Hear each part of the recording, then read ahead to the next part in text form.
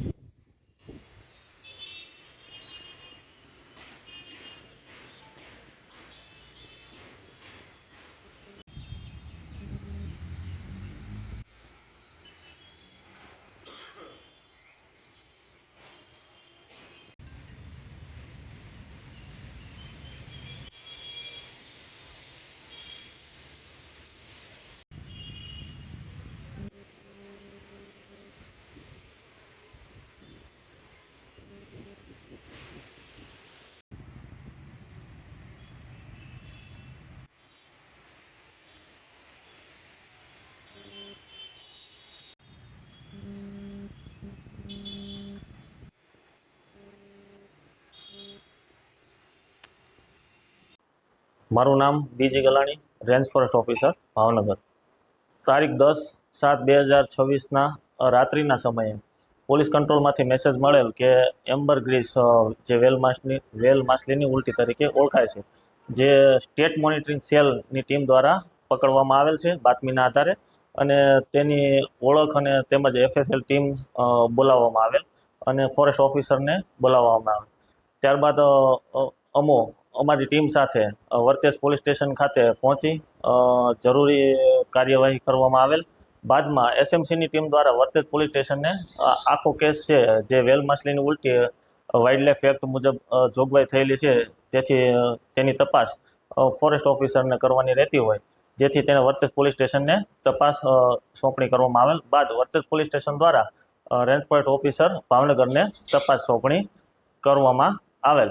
બાદમાં જે મુદ્દામાલનો કબજો આરોપીનો જે 4 આરોપી ઝડપાયેલા હતા તેનો કબજો મેળવેલ.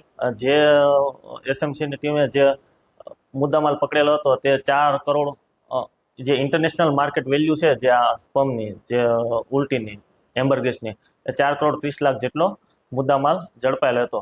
બાદમાં ભાવનગર રેન્જ દ્વારા વન્ય પ્રાણી સંરક્ષણ અધિનિયમ 1972માં જે વેલ માછલીનું જે સ્પમ છે, જે ઉલટી છે, જે બેન છે, જે ટૂંકમાં ગેરકાયદેસર વેચાણ કરવું, તેનો કબજો રાખવો, જે સરકારી પ્રોપર્ટી છે તે બેન છે, એટલા માટે થઈ અને વન્ય પ્રાણી સંરક્ષણ અધિનિયમ મુજબ ગુનો નોંધવામાં આવેલ. બાદમાં જે આનું ઊંડાણ સુધી પગેરું મેળવવા આ વારંવાર જે ધોલેરાથી લઈ મહુવા સુધીની જે દરિયાઈ કોસ્ટલ પટ્ટીમાં વારંવાર આવા કેસ થાય છે, તો ક્યાંથી આવે છે, શું છે, તેનું પગેરું મેળવવા માટે ભાવનગરની ટીમ ઊંડાણપૂર્વક તપાસ કરતા બીજા 4 આરોપી ખડસલિયા ગામે તેમજ ભાવનગર સિટી વિસ્તારમાંથી પકડવામાં આવેલ છે.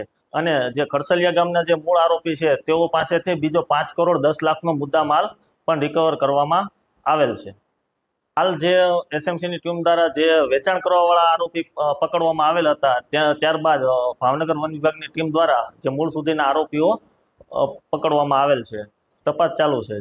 મોટા ભાગે જે લક્ઝરિયસ પરફ્યુમ છે, જે વિવિધ ઇન્ટરનેશનલ માર્કેટમાં જે બહુ હાઈ લેવલના કન્ટ્રી છે એના માટે થઈને ઉપયોગ થાય છે.